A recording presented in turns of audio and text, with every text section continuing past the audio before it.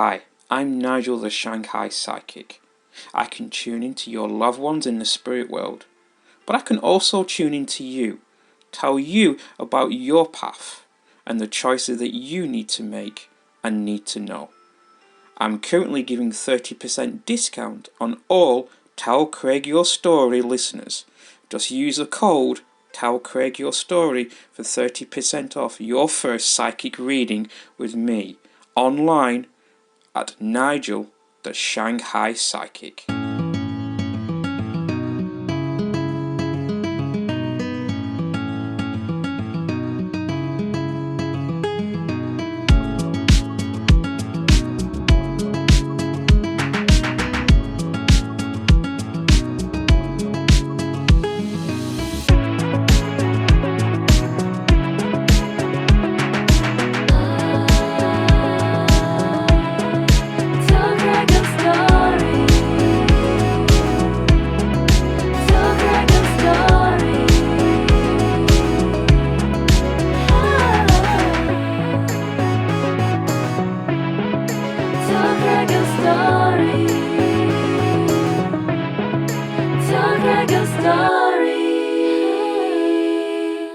That brings us into the Kulture Space. Yeah. Tell us about a bit of a background on how this all come about, because I know you've had some other businesses previously.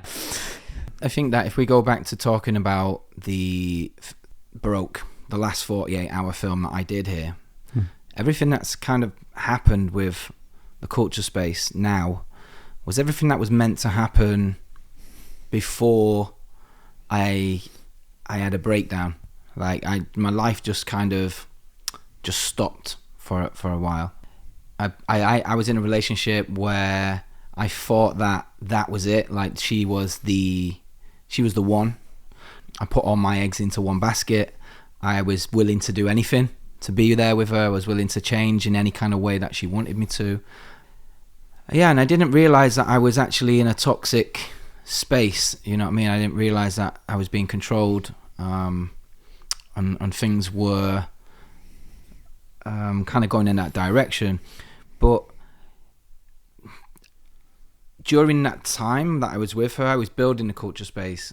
So Kulture Space came from an idea that I had where I wanted to use media and kind of like teaching or turn them into workshops so that, I mean, I'm just going to reveal all my secrets now, my ideas. So I wanted to basically stay within what I was doing as a creative, but still be able to work. So I've kind of thought of an avenue. How do I, because all the training centers were getting shut down, and that's kind of where I was. That's the field I was in at the time. You know, I was in a training center. I was working there for a long time, and then they shut it down. So I was kind of thinking about ideas. How do I use my business that I've got registered? How do I use it properly but still stay within that field? So that's why I came up with the Kulture Space, because I wanted to be able to teach the kids about culture. And when we talk about culture's not just one subject, it's everything that we teach them. I always remember being in a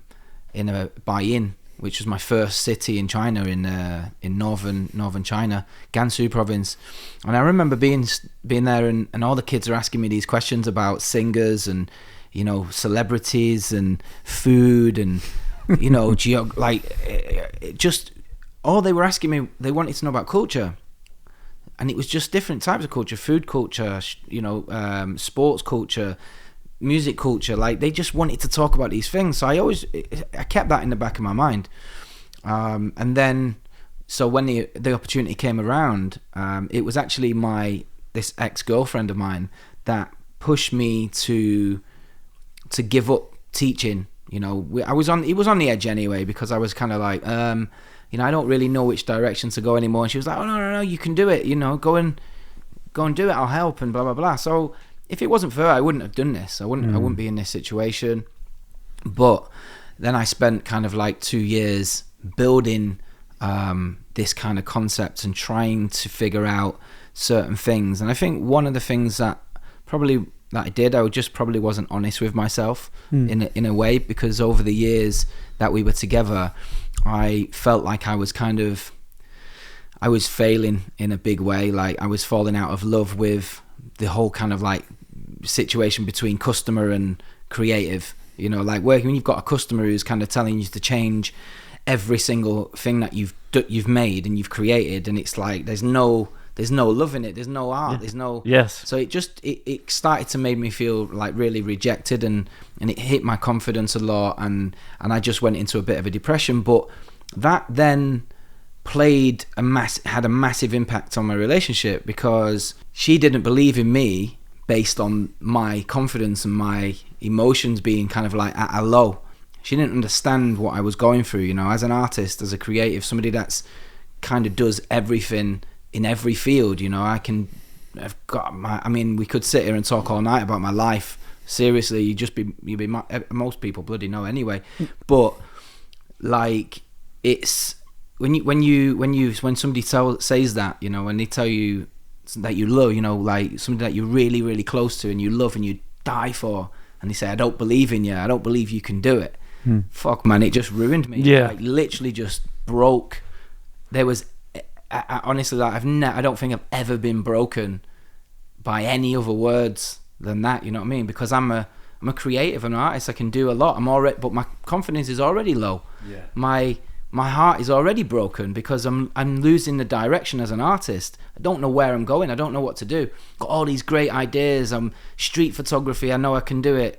Art, you know, painting, I know I can do it. Fucking, you know, photography, videography, film, like anything, I can do it. I know I can. But I got myself into a situation where I was just losing the love for it, and I felt like my relationship was more important than my creativity, right? So I guess what ended up happening was, when she decided that it was time to call it a day, it put me in a situation where I had no control over my life. I was like, just sat. I remember the first night I moved out of the apartment, you know, I'd lost my home, I'd lost my second family, who had really come to love over the space of 2 years. I sat there alone in this room, in this empty apartment, similar to this room, just 4 walls, wooden floors, white walls, like a loft style apartment. And I just sat there with nothing. Do you know what I mean? Like, and it was just like, wow, what on earth is going on? It was just, the room was spinning. I just could not. And the only thing that I could do was go out and drink. You know, that was where I knew that I could fall. Your safe place. Yeah, that was my safe space. Any kind of vice has been my safe space over the years. I've always had an addictive personality, but I've often used it with art as well. So that's why I can paint. That's why I can do video, and I can do photo, and I can edit, and I can do design, and I can do all these things. That's why I can do it, because it was I never used art to succeed in life. I just used it to escape, you know? So like, this was funny because this was going to be my Petra Kulture speech. Right. But obviously, you know, that's not going to happen now for reasons of, you know, whatever. But yeah, like, that's how I kind of see myself, and I have seen myself over the years, is as an escape artist, you know, who uses art to escape. It was really as simple as that. So from that moment, this was when the fix came about, because I started to use my emotions to try and create. So I tried to paint. I couldn't do it because it was just too broken. Right. I tried to sing. Obviously I could do it, but it just, you know what I mean, it was killing me. Yeah. So then we come up with the concept of the fix, and the fix was kind of like about a young Chinese girl, and she helps foreigners to kind of like fix problems, you know, like go to the bank, or, you know, order stuff, or, you know, just do basic things. And we've all got one. I thought it was a great concept at the time, but my Danielle was like, oh, why don't you use your story, you know, like foreigners and Chinese girls, why don't you use your story to to tell this whole story of the fix? So, and I was like, all right, well, you know what I mean, like, that's my thing, right? I'm an escape artist. I'm a guy that uses my emotions to create my art. So I was like, okay, well, I trusted them to write it, I trusted them to cast it, trusted them to do everything that they could for it, but it was too close to my heart. It was just too close to my heart. It really it was so hard watching these two people play my character and my ex at the time. Oh wow. And it was the worst thing. So you know, I'm burning bridges left, right, and center. I'm going through all these mad emotions. I've got all sorts of shit going on around me. And then I goes to play football because I'm like, I need to burn some of this energy. Like, I need to get this. And I'd not Bit of played aggression out. Yeah, I'd not played for 6 weeks. I need to go and get out there and get my life back on track. Went out, played football, had a great first half, and then broke my knee. Like ruptured all the ligaments in my knee. So, and then after that, I had 3 weeks of just pure pain. And then I went into hospital, had a surgery, and after coming out after that, I cleanly snapped my hamstring, trying to stretch for a glass of water. So I was trapped in bed for 5 days. I couldn't move. You know, it was like, it was absolute worst pain. So yeah, I was going through all this stuff and the stress, the pressure. You know, my friends were adding pressure to me and not really noticing that I was going through a really difficult time. They were saying they were noticing, but they wasn't doing anything to help me get through that, you know. So I felt like I was like alone. I thought I had nobody, man. Like it was probably one of the most difficult times at that time for me to go through. I was just like, what the fuck am I gonna do?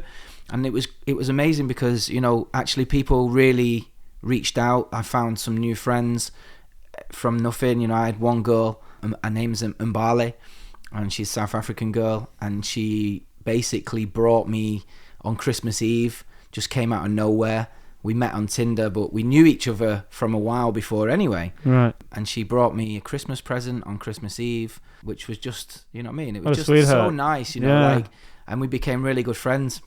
But, you know, it didn't hide or solve any of the problems. Like, I was still going through this situation. So I did what any troubled, struggling, you know, addictive personality kind of guy would do, and went to Thailand. You know, that was... You're not the only one. That was the only thing I could do at the time. Yeah. So I went to Thailand and actually went there to die. Like, I'm not joking, mate. In my mind, I was like, something's gonna happen in this country. Like, I'm going there for a death. You know, I felt I was going there to just completely cut off everything because I couldn't take it. I was crashing my bike riding around Shanghai. I was looking in restaurants to see if my girl was there, and you know, like, paranoid about stuff, and like, it was devastating, man. It was the most devastating time I've ever been through. But going to Thailand obviously was great. It started off, you know, I'd gone there with a brace, and actually I just had COVID as well as I got there. I got COVID just before I went. My dad got skin cancer just before I went. No. So there was just all these things. It was like a line of dominoes, you know, you see them just go bum, bum, bum, bum, bum, and just keep going and going and going. That was what was happening. Everything that was going wrong, just going wrong. Like, I was losing my life. That's how I felt. I had nothing to live for at the time, you know, like. So yeah, I went to Thailand and I started to recover there. I found some really nice medicine, let's call it, on the podcast. Thank you for that. Yeah. Can I ask why? Why did I go? What Thailand was healing? It didn't heal me. It just helped me to forget. Right. And it took away my pain. Like I said, I went there to die. I didn't go there for healing, really. I just went there to forget it. And I knew that I had the vision of exactly what would happen before I went. And I still went because, you know, that's what addictive personalities do. They still go towards, you know, the problem. They don't. So this is what I'm saying. So I was hoping that I wanted to go and try another type of medicine while I was there, but, you know, it didn't come true. So yeah, I ended up going to a hotel and running a hotel or helping run a hotel in Koh Samui, and became I got adopted by 5 street dogs who followed me around everywhere. If you go to Koh Samui, you'll see in the beach in Chong Mon, if you go and ask anybody on the front where the restaurants are, like, who's the dog whisperer, that's what they used to call me. So right. You know, I had my 5 dogs just followed me everywhere, mate. Every restaurant, every part of the beach, every bar. Like, they'd find me, they'd sniff me out. I could whistle on the beach, like, and they'd all just come running over, like, and it was just, everybody would just be like, wow, what, you know, are they your dogs? I'd be like, not really, but they just, you know what I mean? Like, I'm their master, I don't know what's going on. So yeah, they slept with me for 6 months. Not like that though. They slept in my room for 6 months, and outside my room and followed me about. So that's actually what healed me. That's actually what really gave me a sense of importance and purpose. Yeah, like it wasn't, anything to do with the other things that we would use to get over emotion, like, and pain. The drugs or the. So yeah, I went there and I had a great time, but things kind of came to a crazy kind of halt when I felt like somebody just kind of reached in and just pulled me out of there. Like, it was 1 minute I was there and then the next day I wasn't. Like, something happened with regards to my company that I tried to build out there, and then before I knew it, like, I just got paranoid. My gran was sick in England anyway, so I was due to go home. But yeah, something just kind of came in and just ripped me clean out. Put a seed plant in my head, and that was it. I was out before I knew it. But I left all my stuff there, all my equipment, all my everything that I owned. I left, and it was actually Luke that went and got it back from me a bit later. I'm a really good bloke. Yes.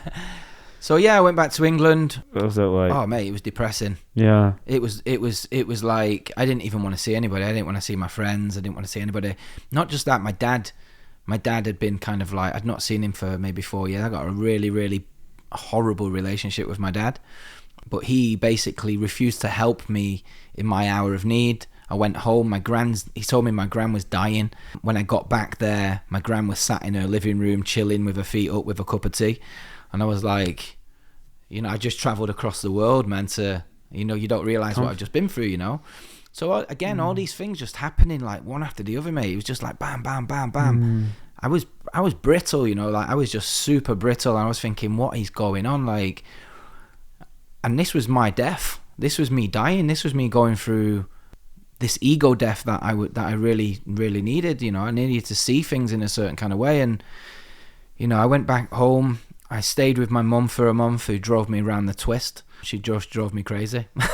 You know what mums are like. Mums are mums. But it was a great way to kind of come down from, let's call it the medicine again. Because when you spend 6 months around that type of thing, it's going to damage you in a way, right? So I came back to China. I had another angel person help me out. I won't go too deep into that one, but I came back and yeah, she gave me a chance to be here, and it was literally, okay, what do I do next? Time to think, time to breathe, and I got to start to get over this pain of breaking up with somebody that I just loved with every part of my heart, Yes. So yeah, I was walking around one night in Shanghai, August evening, just got back, and it was just me, flip-flops, shorts, t-shirt, feeling like the weight of the world was just off my shoulders, like it was nice to just be back in a place that I'd spent a long period of my life. And I just thought, wow, okay. And I was walking through the street and I looked, it was evening, like low light, and I see this chair, just like this old wooden chair, just like leaning up against this wall with a load of rubbish, branches, items, I'm just, like you see on the streets where people just leave stuff outside, right? Yeah. So this chair just sat there on its own. It looked like if you would just kind of blow on it, it looked like it would just break.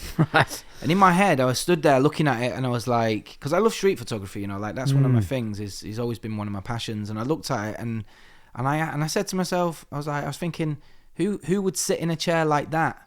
And I heard this voice come in from nowhere saying, "You." You know what I mean? Like, literally as it happened, and I was like, and I thought about it, and I was like, yeah, that's my chair, that's my life, that's exactly what my life is right now. That if anybody touches me again, if somebody comes close to me and tries to hurt me again, that's what'll happen. I will break like that chair. You know what I mean? Like, I had all the shit surrounding me, all these things going on. You know what I mean? Like abandonment, like everything that chair was, it represented in my life. Not just from this situation with my ex and blah blah blah, and what's just everything, man. It was like just a complete realization. And that was kind of how it was born. I never wrote a script before, but I went home that night and I wrote one. I came up with the idea of chairs. So then, but it was a bit different to what it is now. It started off with Jay. So Jay's me. Like, the character in Chairs is Jay. And Jay is a version of, he originally was me, but Luke made a point of, you need to kind of let go of this character. I think it was Luke and Elaine, right? Elaine was the same. And they said, you need to let go of this character, because if you look at what happened in the fix, it didn't do you any good. Like, you can hold on to this, you can put as much as you want into it, but you need to let go and just keep the basic elements of what makes Jay, like, in this kind of description. So I said, okay, I'm fine with that. Like, I've learned a lot now in this past year. I know what's going on. So I was like, yeah, carry on with Jay. So yeah, Jay is still, you know what I mean? He's basically my character. So it's based on a real life person. So it's both of you. Yeah. Both of your personal experiences. Yeah. So this is what kind of brought us together in the sense. But how does that make you feel now? Are you welcoming it now, or is it still going to be hard to watch, or you don't know yet? Well, we don't know yet because we've not filmed it. But I think for me personally, like, I'm in a different space. After I created Chairs, I started looking for authentic situations. You know what I mean? Like, I started to look for things. I almost felt I was manifesting things. You know what I mean? Like, I wanted something, and I had nothing else. I had nothing else to stop me from wanting it. Yeah. So I wanna find out what it's like to be in an environment with chairs, because I'd never been to a counsellor before. I did when I was a kid, but as an adult, I'd never addressed my problems. I never addressed anything that I was suffering, like, as an addict. I said I want to experience it, and then next minute, Elaine's invited me to go to a meeting with a bunch of people who were all kind of like, trying to get on the straight and narrow, and I can't really say what it is that they do, but it's nothing terrible. It's just a form of prayer, I guess. But it gave me a chance to experience that, but it still wasn't enough. And then I was sat down in my room one night, on my floor. I sent Community Centre a message, and this was way before I'd contacted them about Chairs. And I just said to them, like, I really need help. I've got nobody really understands. I've got nobody to talk to, nobody to reach out to. My heart's broken, my body's broken, my soul's broken. Like, I'm just in a situation where I need some strength, and I need something to help me kind of and pick me up and give me a bit of spirit, get my get my juices flowing again and stuff like that. So they were amazing, man. Like, they literally got back to me straight away. They were like, don't worry about it. So they helped me out with subsidized counseling sessions. Amazing. And they've basically, they could be classed as part responsible for kind of what Chairs is kind of turning out to be now, as a partner and as a supporter of the person that kind of came up with the concept. So yeah, it's been a crazy ride, really, but it's all happening slowly. I mean, I would hope that things change, and we can start to get some work, start to get some my business is back up and running and things like that. But it's okay. It's time will make it happen. But it's it couldn't have been, none of this could have happened without Luke. Yes. Like I mentioned before, he went over there to get these things from Thailand. How many people would do that for you, off the top of your head? Yeah, like I'm an absolute legend. Yeah, no. All right. No, he was going. No, he's going. So the stuff was in Koh Samui anyway, but he was going to Chiang Mai, and I just thought, if I can get that stuff sent up to Chiang Mai, then at least he can get it there and bring it home. Obviously, it's very important for me to work. So yeah, he went over there and even extended his stay for a day or so. Put my back out on the trip, get on the plane as well. And all this electrical equipment, and yeah, so I'm there basically trying to get everything onto the flight for him, and it wasn't all properly boxed up and stuff. So I had to go to the post office in the airport, I can't remember for whatever reason. I didn't have the right sort of money. Basically, all I had was WeChat on my phone, and most places aren't really accepting that. Yeah. They could only take currency, and I didn't have my cards with me. I was like, oh, for God's sake! But then I just remembered I'm flying to China, so I just checked in. And I thought, I can just just run to the the check-in and just sort of just go with my broken Chinese and just ask, like, can I just transfer you some cash on Weixin? You just give me some Thai baht. Right? Yeah. So managed to get through all of that rigmarole. Finally got all this gear into a bloody big cardboard box, and I put it onto the oversized baggage stuff there. Everything was fine. Got onto the plane, and then the hostess was just over my right shoulder, and she asked me if I wanted something to drink. As I turned around, to just sort of say, yeah, a glass of water, thanks, my back just popped. Oh, no. And I was just like, oh, for God's sake, this is, I need a loo as well.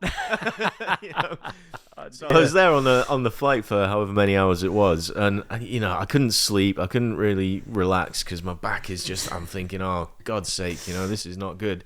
And I'm just worrying about, what am I going to be like on the other end? Because, that box hasn't got any smaller just during transit, Yes. So then when it sort of comes out on, the carousel, I'm thinking, oh, here we go. Come on. All right, you and me. And somehow I managed to, get it into a taxi, got it home. I didn't help him get into a taxi when he came to pick it up, though. I was like, all right, you're on your own, Right. mate. I've done my bit. I was grateful to him, obviously, for going and getting it and whatever. And it's just, I guess, testament to this whole kind of concept. There's people, what I mean, like friends have, you really look at some things in life and you see friends come and go. Like you really think of friends, and you would do anything for them, and you would stick up for them, and you would fight for them, and you would argue for them. And actually these people would just drop you at the, like out of nowhere, man. They would have no explanation. Especially expats, people get used to people coming and going, don't they? Yeah. When you live abroad, that there's always going to be that sort of summer churn. Yes. And definitely in a sort of post-COVID Shanghai as well. I think everyone that's still in Shanghai will know tons of people that have left recently. It's all sort of coming back, but I do think that there is that sort of mentality, isn't there, or just that expectation that things will be fleeting. Well, what you just said, people coming back. I've noticed they're coming. Yeah, well, this is the thing as well. So, like, I guess kind of going back to the whole Kulture Space thing, coming back, and what I'm doing now is what I should have done then. Like, what all my ideas were, or my art, or my creation, or my, like, this is me saying, fuck it, like, I don't care anymore, man. I'm just gonna go for it. I'm just gonna try.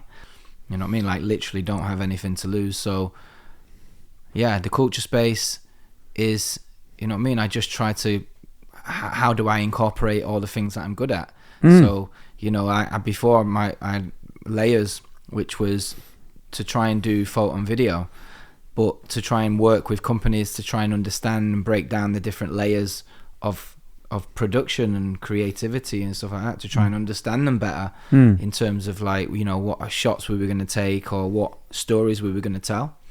So that was basically that. And then chairs is obviously chairs, but then there's the space. So the space is kind of like, it's a start to try and work with the people that, so like the sponsors that we've got now. Yes. So for them to be sponsors for me, I offered to make them videos or do some kind of like media service or something for them. Great. In return, right?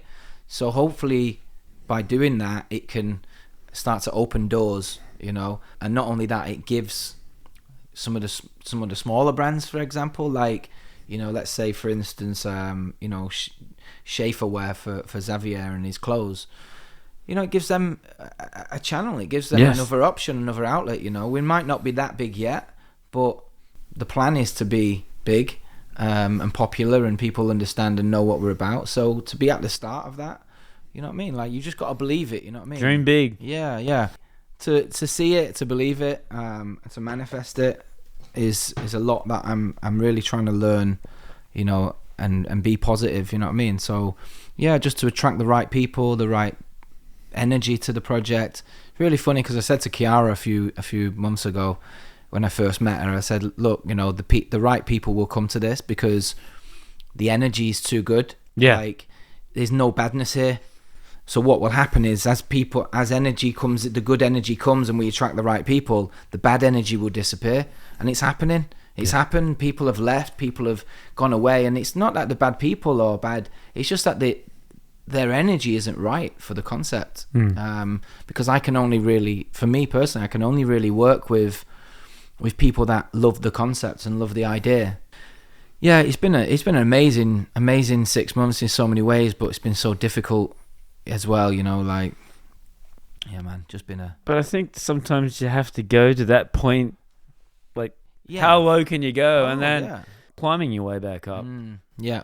Well, that's it. That's where I'm at. I'm mid, you know, I don't even know where I am, to be honest. If you was to say, how far up do you think you are? I'd be like, I have no idea, you know, how far up the ladder I am. Like, it feels like I've just took the first step. There you go. But it's that's the whole point in chairs, and that's what we're trying to get across. It's about taking that first step, you know, take the first step and see where you end up. You know what I mean? Like, you don't know, like, that second step could be the step that heals you and helps you and changes your life.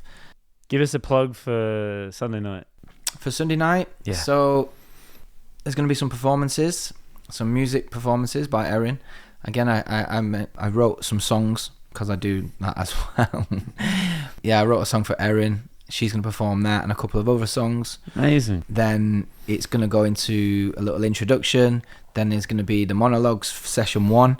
And then there's going to be a speech by CCS, by Carly, the director. And then there's going to be the Monologues session 2. Oh, actually, I forgot to say about Denisha as well. She's going to do a spoken word after me. And then, yeah, after the second Monologues, there's a surprise little surprise performance. Look out. So yeah, so that's what we've been building it up to, and then yeah, like Luke's gonna close it with a nice little speech. So it's not that nice. Yeah, but I mean, if I was gonna plug it, obviously we've seen all of the work that the actors have done. I've not heard all the songs, but Ben's played me one of them at least, and it was very good. But yeah, I think it's really kind of like a celebration of you know, all of the artistry and the bravery of all of the people that came and brought something really authentic, really touching, really heartfelt. And honestly, I think some of the performances are genuinely breathtaking, really, really moving. Like there are some that are gut wrenching, you know, pretty hard to watch without being moved to tears. So, and it's a really good opportunity as well to just kind of mix and mingle with like-minded people who are interested in this kind of thing and want to make a positive change in the world. So yeah, I think just good people appreciating good art basically is what what you can expect. Yeah, hoping to obviously to inspire people to, you know, to take that first step to recovery and healing. You know, that's the thing. We've got a lot of therapists reaching out to us, want to be part of the team. We've got some great people already who are part of the team. Like I said, CCS are part of it. And social media, guys, where can we find you? Well, at the moment, you can only find us at the Kulture Space on WeChat. You can type that in, the Kulture Space, and you'll see the account there. Or you can visit www.theculturespace.com. What's the best piece of advice you've ever been given? So on my dad's side, the family's all Irish, and there's an Irish expression which my nan used to say to me all the time, actually, which you know, that people say, you know, don't worry, you know, but I don't know if it's like a all Ireland thing or whether it was just her, but she always used to say never worry, like never worry. And yeah, I've always kind of taken that as a bit of a maxim throughout my life. I think, you know, there's similar kinds of pieces of advice, you know, like just worry about the things that you can control, or and actually Ryan Reynolds, I think, said it best in Van Wilder, Party Liaison, an old movie from I think probably the 90s or something. I think it's something along the lines, I'll paraphrase, it's like, you know, worrying is like being on a rocking horse, you know, it passes the time but you don't go anywhere. That's true. It doesn't get you anywhere. And I think that's that's kind of my best piece of advice. What about you, Ben? Up until recently, somebody said, trust no one. Trust no one. And it wasn't, I think the point was just be aware, be more aware. You know, it's not like don't trust anyone, like, but the understanding of it was like, just be aware. Because, you know, when you give your heart to the wrong person, when you believe in the wrong people, or, you know, you kind of go down those trusting routes. That's the way I am. I've always been the same, you know. I like the wear your heart on the sleeve type person, you know. Yeah. That's what I do. I have, you know, the tattoo for it as well. Like, that's my personality. So, you know, I leave myself exposed time and time and time again, and you know, I make enemies because, you know what I mean? And it's my own fault sometimes, because I'm just too trusting. So when somebody said to me recently, trust no one, I was like, God, you know, it's very true. Very true. Like, yeah. But just not to not trust anyone, but just to be more aware, I think. So yeah. Be careful. It was a very good and important time for me to hear that. So Mindset, you know, the idea that if you put your mind to something, you'll eventually be good enough at it, you know, passable, let's say. I've got a very good friend who is starting to piss me off a little bit now, because we live together in London, right? And he worked for the Inland Revenue Service. Absolutely hated his job, like a tax inspector or something shit like that, right? And one day he just packed it all in. He said, you know what, I hate this. I really like movies. So he just packed it in, he shipped himself off, and just took like an absolute, you know, coffee maker entry level position. And then just this past month or so, he's got his name in the credits of June 2. You know, wow. as a production manager for one of the VFX companies that worked on that movie. And it just sort of goes to show, doesn't it? So I think that would be my piece of advice, is just do something meaningful with your time, you know? Yeah, don't think about it, do it. So we're all music lovers. Good. Your top 2 or 3 favorite artists of all time as of today? Yeah, because, you know, it's been unchanged since 1997. Right. Pretty much. So consistent. I grew up with, you know, two parents that really loved their music, and also my sister was really big into music, and I hated it when I was a kid, the fact that she got me into quite a lot of the music that I like, because I don't like admitting that she was cool. But yeah, one time she took me to see, she didn't take me, but she asked me if I wanted to go. So I went with her and a mate up to Manchester to see Radiohead, and they were on the OK Computer tour. That was your first show? It wasn't my first show, it was the first time seeing them. Right. And yeah, it just blew me away. And they were supported by a guy called DJ Shadow, and he was just unbelievable. In fact, when I was down in Melbourne, I saw him there as well, and he was supported by Grandmaster Flash. That was a hell of a gig. Yeah, right. in the town hall in Melbourne. Great venue. Oh no, it wasn't him. It was the Avalanches. Yeah, they were coming back home. But yeah, no, I think DJ Shadow and Radiohead are two that have really stayed with me. I can still listen to those albums from the 90s now, and it'll still do OK it for me. Computer, classic. Oh, brilliant. Wow, I grew up with a lot of like soul and R&B type of music. So one of I think my favorite singer, songwriter, and you know, was Lauryn Hill. Lauryn Hill was, you know, beautiful. I had the first album, The Score, with the Fugees. You know, that was one of the first albums. My mum bought me that. You know, the old Coca-Cola radio. Yes. Cans like you used to have when you were a kid. That used to have the doors. So yeah, my mum bought me one of them for Christmas, and with it came The Score. So yeah, like that was kind of like when I used to learned how to sing to that album, you know. So yeah, Lauryn Hill was probably my favorite artist growing up. Then I was in kind of music soul child, D'Angelo, Maxwell, like these kind of Erykah Badu. And this is what my mum used to listen to, you know, like, so these were what I was influenced by. But obviously with friends, Oasis, as a Manchester band, you know, even though they're on the wrong side of the city. Say the Blue Berties, yeah, but still, You know, Got what I mean, great music. I love them. Yeah, I love the music. And I love their whole fuck you attitude as well. They're true. Yeah, They're true. They're real Manx at the end of the day. I mean, Yeah. that's kind of what, you know, I think what we have in Manchester as a city is that we do. Many of us wear our hearts on our sleeves, and that's, you know what I mean. It's probably one thing that I'm really, really proud of when it comes to Manchester. Obviously, Man United is one. You know, being good people is another one. But yeah, that's probably it. Yeah, Northern boys. Just speaking of that, I watched that David Beckham Netflix documentary. Mm-hmm. That totally changed my whole. Yeah. It doesn't look like you have an app named Netflix. I hope I picked that up. That's awesome. All along. She's been listening.